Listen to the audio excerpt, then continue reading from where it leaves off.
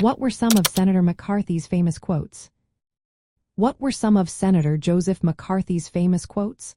Senator McCarthy is a well-known figure from the early Cold War era, primarily recognized for his strong stance against communism in the United States. His quotes often reflected his belief that communists had infiltrated the U.S. government and were undermining American democracy.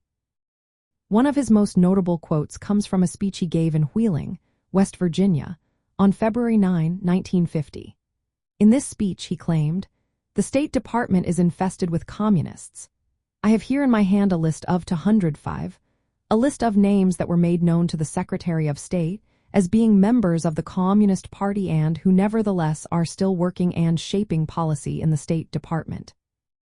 This statement created a significant stir and marked the beginning of his aggressive campaign against alleged communist influence in the government. Another famous quote from McCarthy appeared during a televised interview in 1954.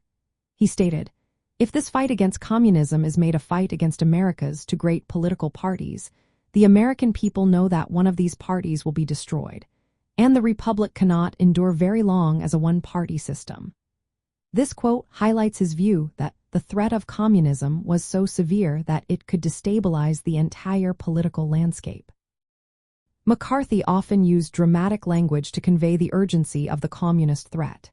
In his 1950 speech, he warned, "The modern champions of communism have selected this as the time.